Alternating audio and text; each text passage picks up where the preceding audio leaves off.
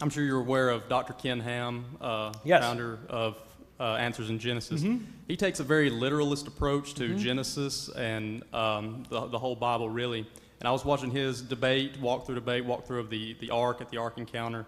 And he won't even consider the possibility or be open to it that the Earth is more than 6,000 years old, say, and that the universe is much older than that. My question is, do you think that the literalist approach is a very poor evangelistic technique when it comes to spreading the gospel? When it comes to evangelism, yes, I don't think how old the universe is a central issue to salvation. And even Ken Ham would admit that. It's not central to salvation, okay? Now, if you want to take a hyper-literalistic view of Genesis 1:1, what does the first verse of the Bible say?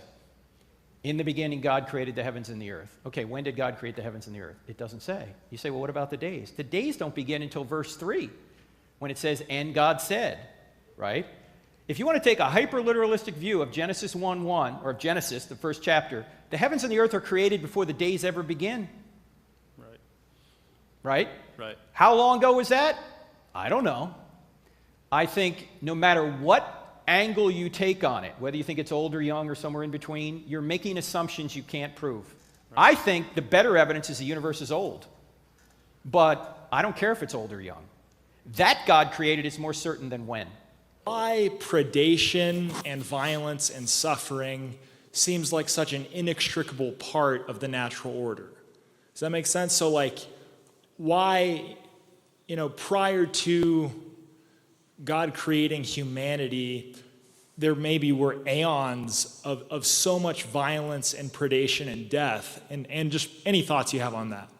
Well, a lot of people try and say that death couldn't have come until Adam fell, but I don't think they're reading Romans 5:12 closely enough, because Romans 5:12 doesn't say that death came to all creation through Adam's sin. It says death came to all men. There could have been death long before Adam, and if the old earth view is true, there was death long before Adam. Yeah. Remember, there was a fall before the fall. Yeah. Satan fell, right? Yeah. So, and why would you need a garden if the whole universe was a paradise? Why is there a Garden of Eden? Ooh, I like that. Yeah. Because obviously maybe outside the garden, there was trouble. Yeah. What? This demands re-examination. You see how one area of theology has a direct impact on another? We have to look at this and see how the age of the earth impacts our doctrine of sin and death.